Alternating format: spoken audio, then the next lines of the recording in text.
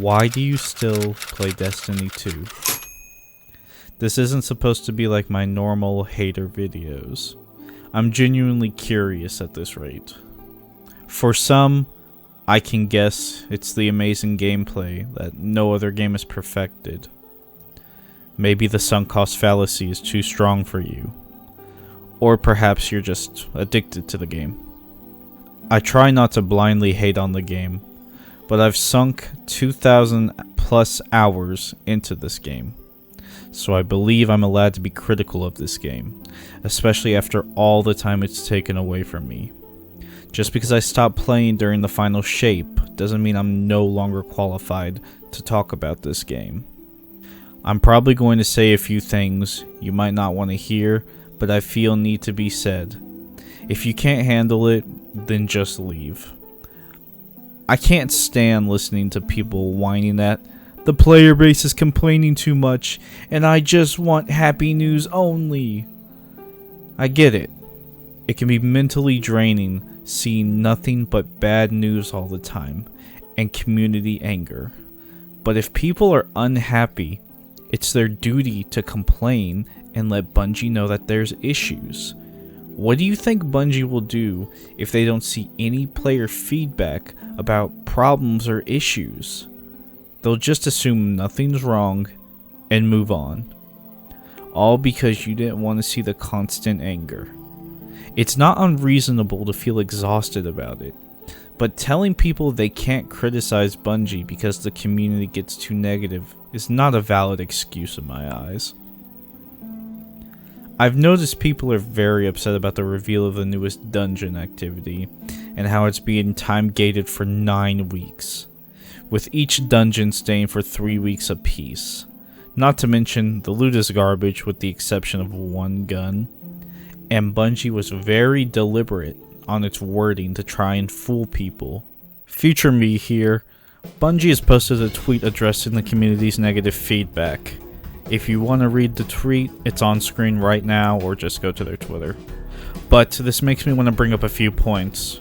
One, this is the impact of being critical and telling Bungie that you don't like their actions by being vocal and refusing to engage with the game in a not I'm going to kill a developer sort of way.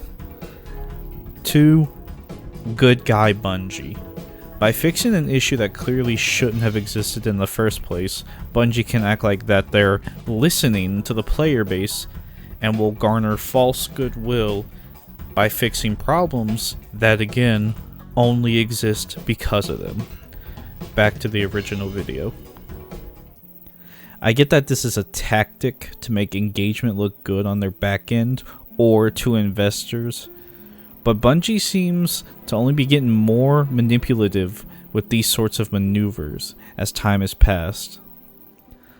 I have to ask, how much more shit will you put up with from Bungie? I get it. It isn't the easiest thing in the world to leave a game that you've poured so much time, sweat, energy, and AFK farming hours into.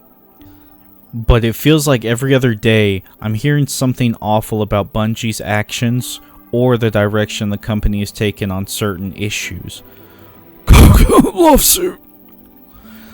Destiny 2 PvE is dying a slow and painful death. Destiny 2 PvP is stagnant and not fun to engage with. The lack of content and the removal of any skilled movement tech is killing the PvP player base. Gambit.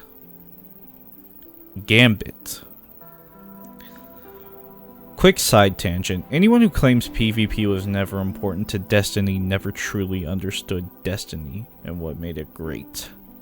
And why it was such an important mode. Marathon sentiment is at an all-time low from Destiny players and people who aren't even a part of the Destiny community. Bungie's PR is so brain dead that they don't know who their target audience is for their extraction shooter. The ego and entitlement to think that you can just waltz in on a niche game type and dominate it like you did with Destiny, the MMO looter shooter genre. Not to mention, you don't even have a narrative written for this game. Bungie thinks that they can prevent toxicity by removing social aspects from Marathon. Congratulations, you stop like 2 people from being toxic and just create people who will go out of their way to be toxic. Do you realize people will be toxic not just for toxicity's sake, but because people hate being told that they can't do something? Or are we bringing the banhammer down on anything remotely toxic, even if it's on another site? Because we want to make a safe space for gaming. I'm so tired of hearing that lame-ass excuse for everything social chat related. It's an M-rated game. Let me swear. Let me be rowdy. Let me be ridiculous. What if Marathon does well? Besides the fact that Bungie's going to start charging so much in microtransactions to cover lost profit margins, the Bungie cycle will begin anew. What is the Bungie cycle? Allow me to explain. Step 1. Bungie makes a speck of gold. Step 2. The community says, "We're so back! We never left! Here's the 17th Aztecross video on how blank changes blank." Step 3. Bungie grows complacent and stagnant because of their success. Step 4. It's so over. We never left. We've always been down here. Step 5. Bonus points. You go back to Destiny 1 and claim how it's a masterpiece that never would have gone down this route, unlike the evil Destiny 2. This cycle is never ending and has been present as far back as Destiny 1. I love Forsaken and what it did for Destiny 2 at the time. So much so, I think it was the most important expansion for Destiny 2, with Final Shape being second place. But even Forsaken fell victim to this cycle. You like Star Wars? Let's not pretend that Star Wars was begging Destiny to feature them. If I had to guess, it would have been the other way around. I'm not even mad at the collab. I'm more upset that you can't afford employees, but you can afford to keep Pete's pay raise the same. And a fucking Star Wars collab over the people working on your games. You know, the people that made the product that makes you money. Bungie's pretty consistent when it comes to quality of life. Lightfall, for as bad as it was, had amazing quality of life. I'm glad we got the in-game LFG 9 to 10 years after the game came out. Or a special ammo and heavy bar after I left the game. It's not like we were complaining about it for years and theory crafting the equations for heavy ammo drops. Double special meta became meta due to increased heavy drops and because of the raw DPS and special ammo dropping. Justin, don't over-deliver Truman, is now the VP for Bungie, so it's only gonna get better, right guys? The worst part is, even after I've explained all of this, there will still be people who are like, "I don't care what you say, I want more Destiny 2. In fact, I want it to succeed just because you don't." You want to enjoy the game? Fine. I can't stop you. But just know you're the reason Bungie's allowed to get away with all their bad habits, and the game will never improve because of people like you. It's crazy, Bungie's at its lowest point and could be dissolved by Sony for real if you don't financially support them, but you still choose to. For what? So they can continue to make games?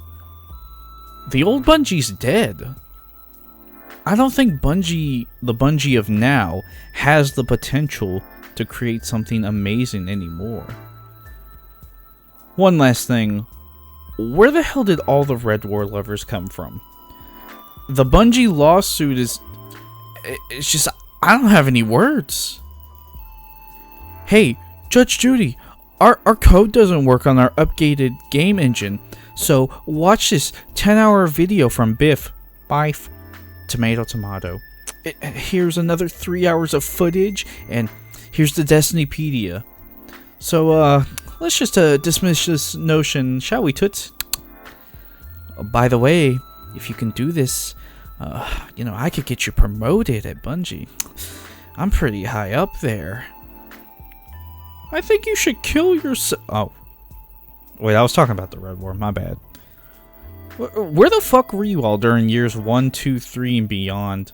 Double entendre. I can't believe we're nostalgia posting about the Red War. I expect this from Destiny 1. What's next? Will you start nostalgia posting over Curse of Osiris? Seriously, tell me what was good about the Red War aside from it had a better story than D1. This is not a high bar at all. Just because you went from a 4 out of 10 to a 6 out of 10 story doesn't mean it's good. Bungie's music and art direction.